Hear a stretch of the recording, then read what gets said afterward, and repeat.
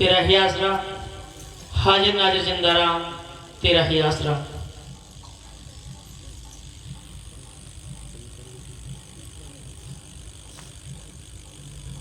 किनारी नदी अथाह जल, होरी मूड़ी मुड़ाए संसार। ऐसा साधु कहाँ मिले, जा संगो तो धन धन सतगुरु तेरा ही आसरा।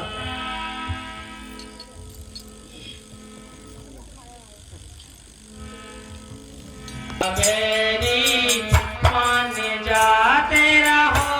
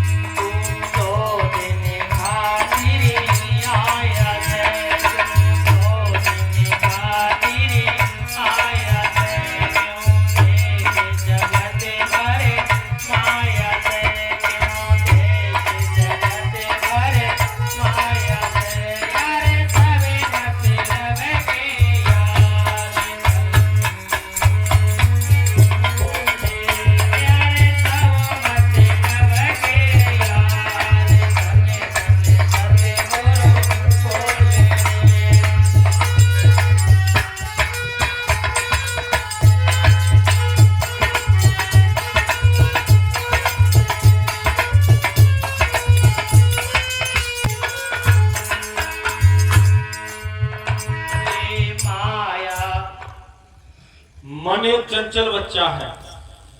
बचन पूज्य मस्ताना जी, अपने मन को रोज तुम्हारे को हकता समझाने का। बच्चे को पढ़ाने वाला अगर प्रेम ना करे पढ़ता नहीं। लियावे जावे पढ़ पुटर, लियावे जावे पढ़ पुटर। यह मन भी एक बच्चा है, अतः मन की हालत एक चंचल बच्चे की समान है जो खेलने कूदने का शौकीन है। देख लो, ये संतों के वचन है। ये मन भी एक चंचल बच्चा है। ये क्या करता है, ये 6-6 महीने के लिए छलांग लगाता है भजन अभ्यास करने के लिए। जब ठंड आ जाती है तो कहता है कि ठंड बहुत खराब है, अभी चलो अगले गर्मियों में सिमरन करेंगे। हल्की सी चादर ओढ़ लेंगे, छत पर बैठ जाएंगे, काफी भजन हो जाएगा। जब गर्मी आ जाती है तो कहता है कि ठंड ठीक है, कंबल ओढ़ लो, बैठे रहो। ये 6-6 महीने की छलांग लगाता है। ये मन एक चंचल बच्चा है।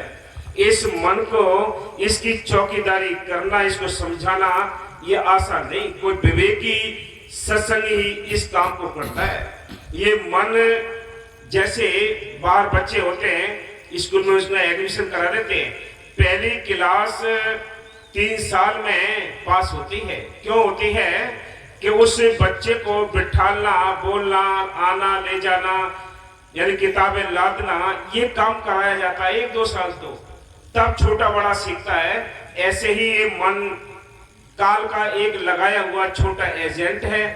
इसने ठेका ले रखा है, किस वास्ते कि हम आत्मा को भजन नहीं करने देंगे, किसी को मनुष्य मिलने नहीं देंगे। इसलिए संत कहते हैं कि ये मन काल का लगाया हुआ एक बहुत बड़ा शक्तिशाली पहरेदार है। इसने अपनी और फौज लगा रखी है। इसने सस्ती लेबर ले रखी है। कौन सी? काम, क्रोध, लोभ, मोह, अहंकार, ये इसकी सब लेबर है। आत्मा के जो साथी हैं, उन आत्मा के साथियों को इस काल के सारी फौज फर्रा ने अपने कब्जे में ले रखा है। हमारे अंदर कौन से साथी हैं आत्मा के? शील, क्षमा, संतोष, विवेक, दीनता, गरीबी, ये आत्मा के साथी हैं। आज बताओ कौन किसको क्षमा करता है, कौन किस पर दया करता है, कौन ये प्रेम करता है, कौन ये शीलता धारण करता है? ये सब हम लुट चुके हैं। हम अकेली आत्मा यानी कमजोर है, निर्बल है और इस 84 में धक्के खाती है। कहाँ कहाँ धक्के खाती है? इसने 84 लाख जामा पहनने होते हैं, जिसमें 30 लाख प्रकार के दरख्त हैं, 27 लाख प्रकार के कीड़े मकोड़े हैं, 14 लाख प्रकार के पक्षी हैं, 9 लाख प्रकार के पानी के जीव हैं, 4 लाख में भूत प्रेत देवी देवता मनुष्य जीवन। ये सारी जोनियों में अव्वल जीवन मिला है तो हमें मनुष्य जीवन मिला है। इसमें बैठकर हमें मालिक को याद करना है। मालिक के नजदीक जाने के लिए आपको सिमरन करना है। सिमरन क्या करना है?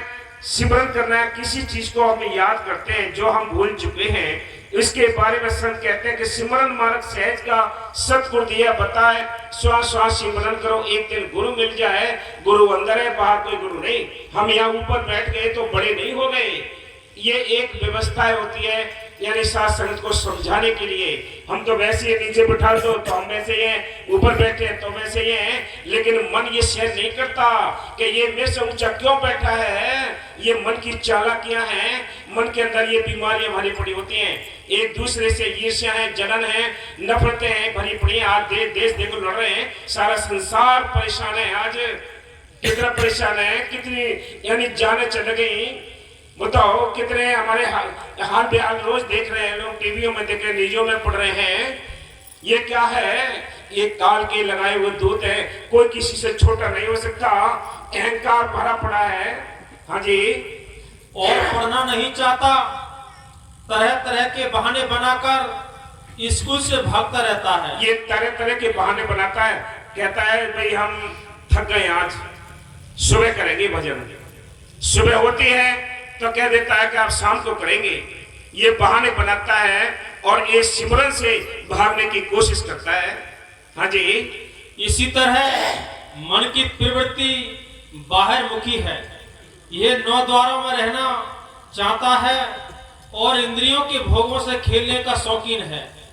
इसके लिए अंदर तीसरे तिल में ये इंद्रियों के भोगों से खेलने का आशिक है। ये और तो इसकी काम की, बाल बच्चे मोह के, जमी या लाभ की, दुश्मन इसके क्रोध के, मान बढ़ाई अहंकार की। ये मान बढ़ाई कुछ लेने नहीं देते। आप बड़े प्यारे हो जो ये माल की महर से आपको नाम मिला है, माल की चर्चा सुनते हो। ये किस्मत की बात है। कहीं भी किसी में भी शांति लेने आपने नाम मिला है, बाबा फकीर साहब से मिला है या मैनेजर साहब जी से मिला है, जहां से भी नाम मिला हो, लेकिन आपको सोबत करने के लिए ऐसी जगह आपको सोबत करनी है जहां से आपके लिए भक्ति करने के लिए बल मिले। याद रखो, कबीर संगत साध की साहिब आवे याद, लेखे में सोई घड़ी बाकी दिन बाद विवाद में, निंदा चुगली में, ईर्ष्या में, बैर विरोध में, तो सारा जीवन चला जाएगा। लेकिन जो टाइम आपने परमात्मा के लिए दे दिया, जो टाइम आपने सिमरन करने के लिए बैठ गए, आप वही लेखे में है, वही आपका अपना बाकी सब बैठना है। हाँ जी। इसके लिए अंदर तीसरे तिल में ठहरना अति कठिन है।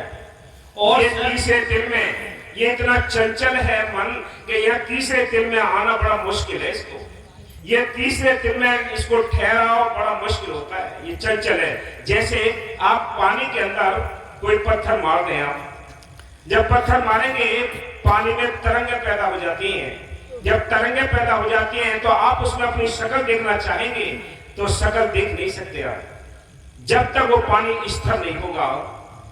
आप दूसरा एक उदाहरण और समझ रहे हैं कि अगर आप जानते हैं कि दूध के अंदर दही भी है, मक्खन भी है, घी भी है, लेकिन ऐसे तो नहीं मिलता कि हाथ डालो दही निकल आए, हाथ डालो मक्खन निकल आए, हाथ डालो घी निकल आए। ऐसे तो हो नहीं सकता। क्या करना पड़ेगा आपको? पहले दूध लाना पड़ेगा, उसको गर्म करना पड़ेगा, उसमें जामन डालना पड़ेगा, तब उसको घड़े में स्थिर रखना पड़ेगा, तब आप उसमें से दही भी खा सकते हैं, मक्खन भी ले सकते हैं, घी भी ले सकते हैं। आप ये कहें कि हमने दूध भी ले लिया और घड़े में भी रख दिया और उसमें जामन भी डाल दिया और उस घड़े को हिलाते रहोगे तो सारी जिंदगी भर दही नहीं बनेगा, नहीं मक्खन निकलेगा, जमेगा नहीं। कैसे जम जाएगा आप बता दो। इसी प्रकार संत कहते हैं कि आपको संत भी मिल गए, आपको नाम भी मिल गया, आपको ये सुंदर घड़ा भी मिल गया। जब तक इसमें स्थिर नहीं होगे कुछ नहीं बनेगा। ये भागा जो लगी पड़ी है ये कभी किसी को मालिश से मिलने नहीं देती। सभी संत महात्मा ने कहा है कि हम तज भला सब कोई, कि हमें छोड़कर सारे भले हैं, सारे ही सियाने हैं, सभी समझदार हैं। कबीर साहब ने कहा है कि मैं बोरा सब सकल सियाने, कि मैं बोरा हुआ हूं, तुम मेरे पीछे क्यों बोरे होते हो, क्यों पागल हो रहे हो, मैं अकेला ही तो बोरा हुआ हूं। तुम्हारे की मैं से बड़े सियाने हो, आप बड़े समझदार हो। दुनिया कहती है कि बहुत अच्छी कोठी बना ली, बहुत जमीनें खरीद ली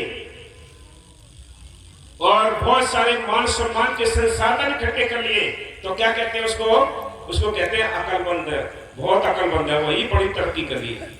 लेकिन परमात्मा उल्टा है, ये दुनिया में तो अकलमंद है हमारी।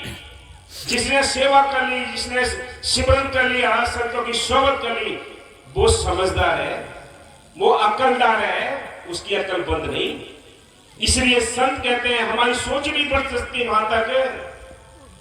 हम सबको चाहिए मालिक मैं से बड़े प्यार के साथ हमें आपस में बैठकर सिमरन करना है, सत्संग करना है, मजलिस से करनी है। अपने मुर्शिद को दोनों आंखों के बीच में उसका फोटो नजर लाना है, ये काम कर रहा है। जब भी सिमरन में बैठो, जहां बिंदी लगती है, यहाँ अपने मुर्शिद का फोटो रखिए, निहारते रहिए। जब तो लिखा है संतों ने कि भाई जब तक ये प्रलय यानी प्रकट नहीं होगी, तब तक वो मालिक भी अपने दीदार नहीं देगा, वो भी आपको निचोड़ता है अच्छी तरह। इसलिए संत कहते हैं, आपने रामायण में भी सुना होगा, एक प्रसंग है वो कि भाई भेड़नी रोज सुबह फूल डालती थी, रास्ता बुहारती थी। ये क्या थी? ये तड़प थी। ऐसे ही आप भी अपने अंदर वो तड़प पैदा कीजिए, वो अपने अंदर प्यास पैदा कीजिए, वो आप ही आपको राह मिल जाएगी, आप ही आपको रास्ता मिल जाएगा।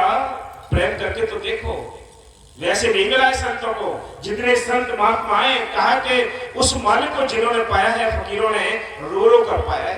बाबा मेरे साहब जी ने एक अपने वचन में लिखा है कि अगर तुम्हें सच्चे काबे में जाना है तो आप तरी के रास्ते जल्दी पहुंच सकते हो, यानी आंसुओं के रास्ते जल्दी पहुंच सकते हो। खुश्क नमाजें, खुश्क सिमरन, खुश्क कथा, जो भी कार्य करे परमात्मा के खुश्क किए, कभी कुछ हासिल नहीं होगा। आपको उसके देखते रहना है, निहारते रहना है, कैसी उसकी सूरत है, कैसी उसकी मूरत है, कैसी उसकी बोलचाल है। ये प्यार पैदा करना है, ये प्यास पैदा करनी है। सबके अंदर अपना अपना गुरु सबके अंदर बैठा हुआ है, अपने अपने गुरु को ले जाओ। एक ही गुरु नहीं है किसी का, सबका अपना अपना गुरु है। बाबा फकीर साहब जी ने अपने गुरु को ले जा लिया, देख लो देश विदेशों में कितने लोगों को उद्धार कर दिया, बाबा मेरे साहब जी ने ले जा लिया। ऐसे ही सबका गुरु सबके अंदर बैठा है, उसको रजाओ, इसको ऐसे खुश कर लो कि वो आपके लिए कुर्बान हो जाए। ऐसी तड़प पैदा करो, ऐसा प्रण करो, जैसे धन्ना भगत ने कहा, एक उसको कह दिया था कि ये सालिग्राम में, यानी वो मांस तोड़ने वाला बट्टा था पत्थर का। फिर कहा कि ठीक है भाई ये सालिग्राम है, लेकिन भोलापन था। उसके आगे खाना रख दिया और कहा जब तक आप नहीं खाओगे तो मैं भी नहीं खाऊंगा, चाहे कितना ही टाइम गुजर जाए। मालिक को मजबूर होकर आना पड़ा, खाना भी खाना पड़ा। ये तड़प पैदा करो, अगर चतुराई से कुछ नहीं पड़ेगा। भोले भाव मिले ना गुराई, भोलापन लाइए। दुनिया की अकल चतुराई देखो हाय हाय हो रही है। सिमरन करोगे, मन की मैं से अंदर शत्रु बैठा है, सारे काम करता है। ये बाबा मस्ताना जी ने, मेरे साहब जी ने, बाबा फकीर साहब जी ने आप सबको ये जिंदा राम पकड़ दिया है, इससे जिंदे काम लो। हम तो अपनी औकात बताते हैं कि हमारी कोई औकात भी नहीं मन की मैं से, लेकिन कहां शत्रु ने इतना बड़ा इस यूपी के लिए इतनी बड़ी जिम्मेवारी दी, आपको यहाँ से ले जाने के लिए हौसला दिया, हिम्मत दी, उसने अपना टावर लगाया। वो देखो मालिक ने ही तो काम किए, हमारी कोई अकल चतुराई ने तो काम नहीं किया।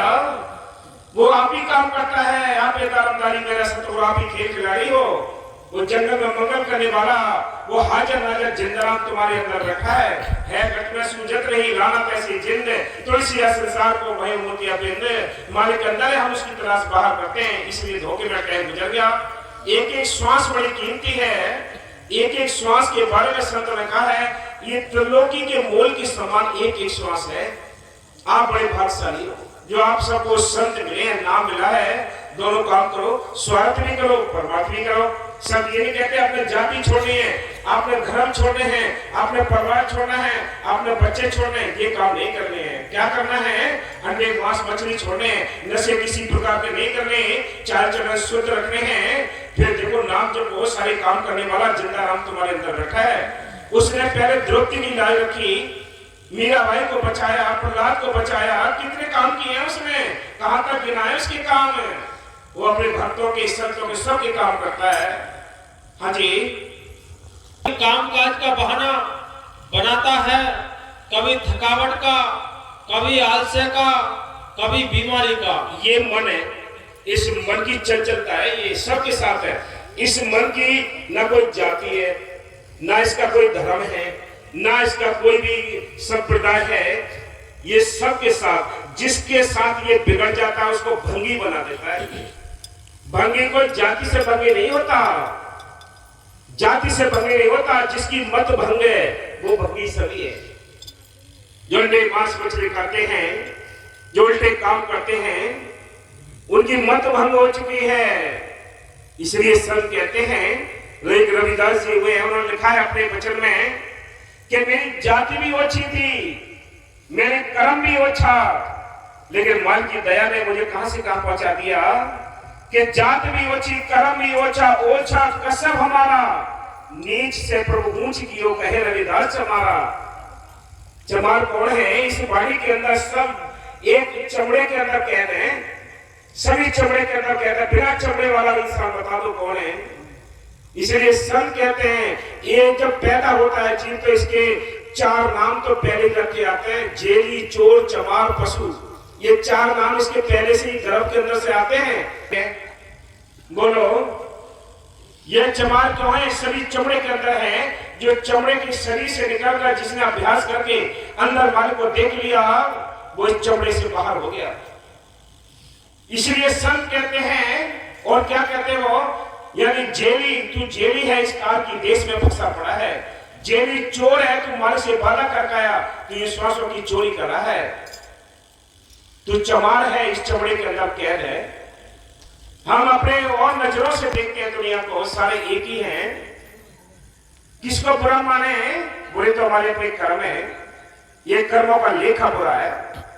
ये जिसके साथ है वो उसको ही भोगना पड़ेगा। याद रखो, ये मन चंचल है, ये मन मटिप्रीत करता है। हाँ जी, और कभी किसी झगड़े, बोलो,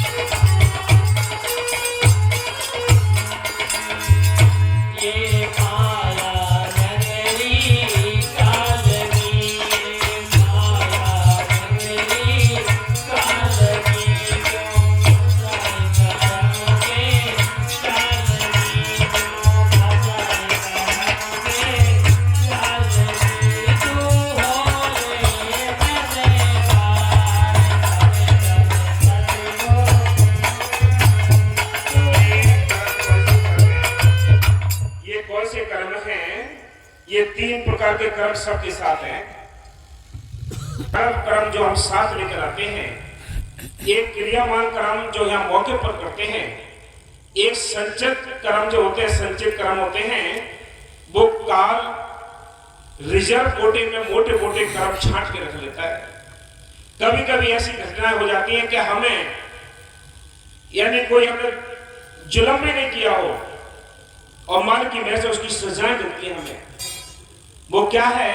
वो संचित कर्म है जो पुराना रिजर्व कोटे में रखा हुआ है। इसी प्रकार संत कहते हैं सारी दुनिया जितने जीव जंतु हैं सब ये 3 प्रकार के कर्मों में बंधे पड़े हैं। एक प्रारंभ कर्म जो साथ लेकर आते हैं, एक क्रियामान कर्म जो मौके पर करते हैं, एक काल जो हेडक्वार्टर में रखता है मोटे मोटे कर्म जिनको संचित कर्म कहते हैं। ये 3 कर्मों की मार सबके साथ है, इनसे कोई बच नहीं सकता। हाँ जी। ओ ये माया मेरी काल की जो फसल करम के चाल की तू होले सदेवा सदे सदे गुरु बोले तू हो। आप ये देखो, आप ये कहें कि ये माया कोई दौलत वाली माया नहीं, माया का पूरा ये पसारा है, इस जीव को कैद कर रखा है। ये नहीं है कि भाई पैसे दौलत ये सोना चांदी यही माया है, ये माया का ही खेल है जो हम सबको नचा रही है। संतों ने इसको नचाया है। बाबा फकीर साहब जी ने पूरे अपने रूहानियत के सफर में कितना सोना चांदी नोट कोट सारा कुछ लुटाया, कोई कमी आई? एक बार मैं बाजीपुर गया, 4-5 गाड़ी थी मेरे साथ, सभी लोग थे, तो उनमें कुछ लोगों के ये ख्याल थे कि ये जो पैसे आते हैं ये नोट बाबा जी बांटते हैं, 100-100 के 200-200 के 500 के नोट बांटते हैं, ये इतनी गड्डियां आती कहां से? तो ये अंदर एक क्वेश्चन उठा। अचानक बाबा जी से मिलने के लिए एक मौका मिला। हम ऊपर जहां बाबा जी कमरे में रहते थे, मैं वहां ऊपर पहुंचा, सारी संगत मेरे साथी ऊपर पहुंच गई सभी। बाबा जी बोले, देख भाई राधेश्याम, सदगुरु इतना बड़ा है कि हम अगर यहां 1 करोड़ रुपए बांटते हैं तो 2 करोड़ वो तैयार कर देता है कि ये देख अभी ये ढेर पड़ा है, एक बुढ़िया अभी देख के ये 2 करोड़ रुपए। तो संत इसको माया को नचाते हैं और दुनिया को ये माया नचाती है। इसलिए संतों का राम जो है जिंदा राम होता है। आप उस पर विश्वास करिए, भरोसा करिए, फिर देखिए कि कैसे नजारे करता है, वो बहुत काम करने वाला है। इसलिए आप सबको संतों ने वो जिंदा राम बख्श दिया है। अगर उसको सुलाए रखा आपने तो कोई काम नहीं करेगा, अब उसको जगाना पड़ेगा आपको। बाहर भी देख लो आप, मंत्र संत सब जगाने पड़ते हैं। इसी प्रकार ये मंत्र मिला है आपको, गुरु मंत्र मिला है, इसको भी आपको जगाना पड़ेगा। फिर जो चाहो काम ले लो। मैं अपनी औकात बता रहा हूं, मेरे पास कोई अकल बुद्धि सेवा सिमरन नहीं। जो कुछ बाबा फकीर साहब जी की देन, बाबा मेहर साहब जी की मस्ताना, ये सारी देन उनकी है जो सारे काम डेरे के चल रहे हैं। तूफान भी रहते हैं लेकिन मालिक आप ही काम करते हैं, आप ही दारम दराई मेरा सतगुरु, आप ही खेल खिलाड़ी हो। वो सारे काम करने वाला राम सबके अंदर बैठा है, वो काम करता है। हम बनावटी बातों से कितना ही कुछ कर लें, बनावटी बातें कभी आगे बढ़ नहीं सकती। बनावटी बातों से कभी किसी को तसल्ली नहीं आ सकती। तसल्ली वाला सतगुरु अंदर बैठा है, वही देता है तसल्ली। हाँ जी। ओ अब गुरु की शरण में आजा तू, अब गुरु की शरण में आजा तू, कभी गुरु में धोखा, आजा तू, कभी गुरु में धोखा, आजा तू, तो मैं बड़े जगवानी मां, सच्चे गुरु तो मैं बड़े जगवानी।